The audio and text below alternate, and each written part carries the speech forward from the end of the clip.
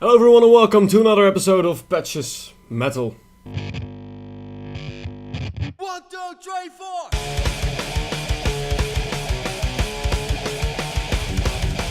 Patches Metal!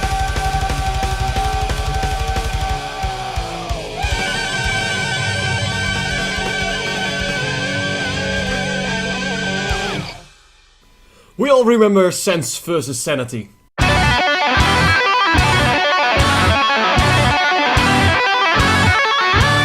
We all remember me saying they don't have a label, and we all remember me saying they in fact do have a label. And right now I have another CD from said label. This CD is truly something different though. Right now there's not even a lot I can say about it. I just want you to listen to it and really listen to it. Don't just judge it by the violin. Judge it for the entire thing. Just give it a moment.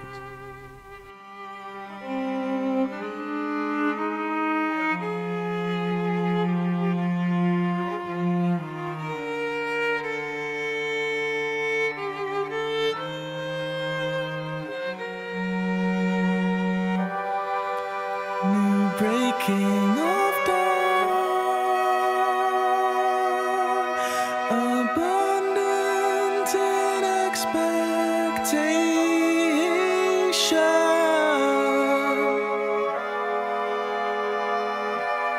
turns me inside myself, fresh dew caresses my senses.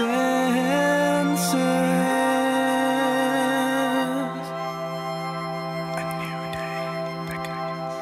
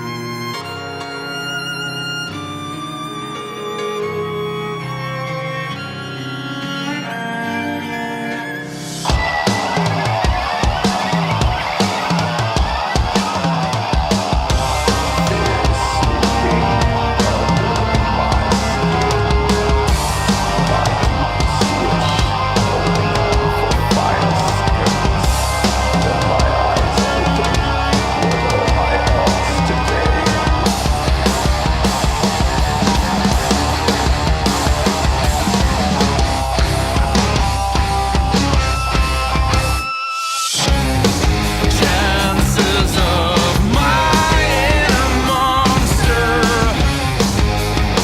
challenging me again, with my eyes open. What will it be today? At least I'll continue to fight it on.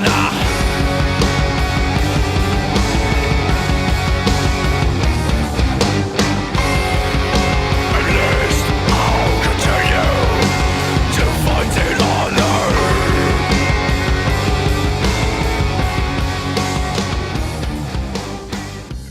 So this band, this combination, this way of making music, of making metal, it's not something you hear every day.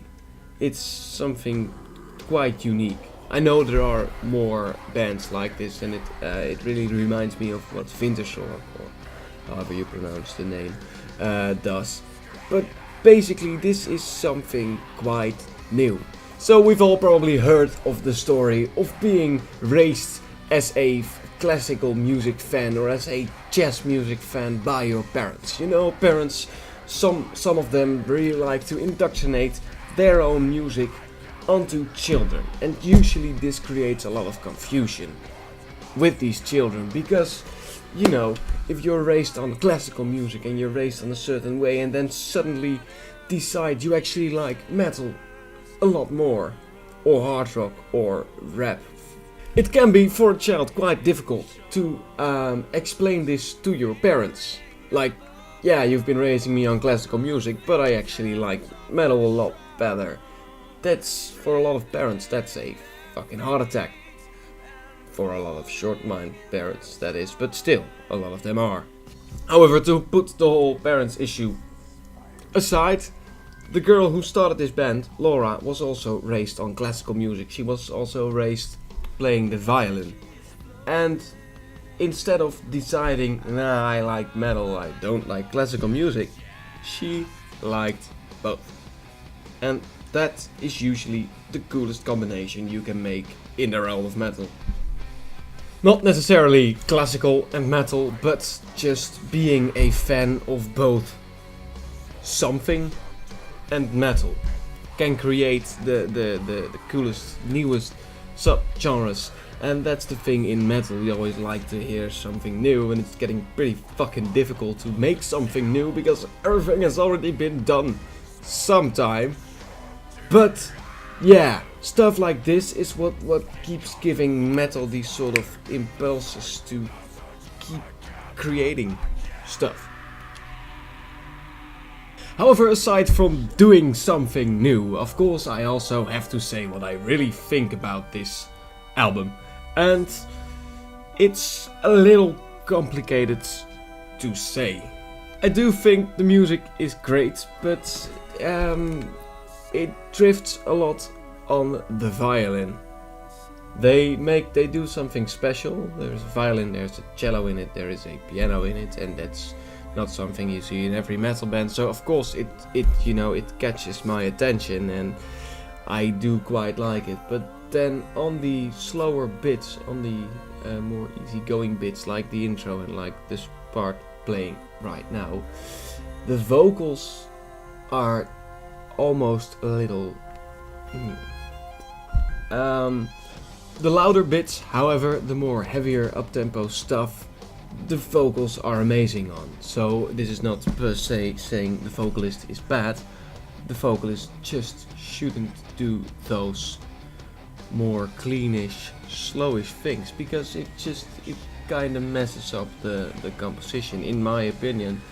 And I guess they don't even need it. It sounds a little bit like throughout the songs, because they have so many instruments and so many things to use and instruments to use and things to do, that they're kind of overdoing it. They have a really awesome song, a great composition, and then they start adding things to it just because they can. It sounds like that to me, and yeah, that might be something they want to work on a future album. Now, another thing I noticed was that the songs within the songs are really diverse and a lot happens, but overall the album sounds a lot alike. The songs sound a lot like each other, even though within the song itself there's a lot of diversity. It's still more could have happened over the course of the entire album, in my opinion. Now, however, the thing that did pleasantly surprise me was this bit.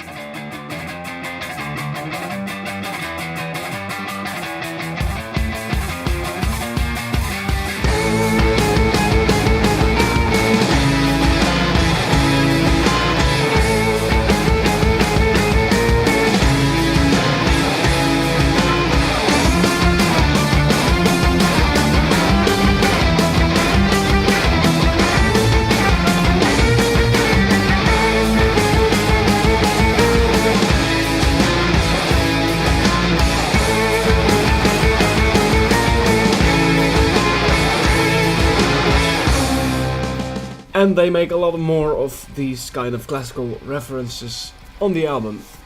Overall, I really think it is worth purchasing this album, mostly because it has some sort of new kind of vibe to it that I really haven't heard that much in the metal world. And, well, it's just a cool album. Now, you can get the album on layer-reality.com, of which I will put a link down in the description. If you like what you've heard so far, you should really check out the album. However, for this video I am going to end it here, but not before I show you what just came in the mail. Both this and this CD. And what that all means is gonna be on the next episode of Patches Metal. No, seriously though, I've been waiting for these two albums for a fucking long time, and they sent it from America, and apparently sending something from America to Europe takes about a month, even longer.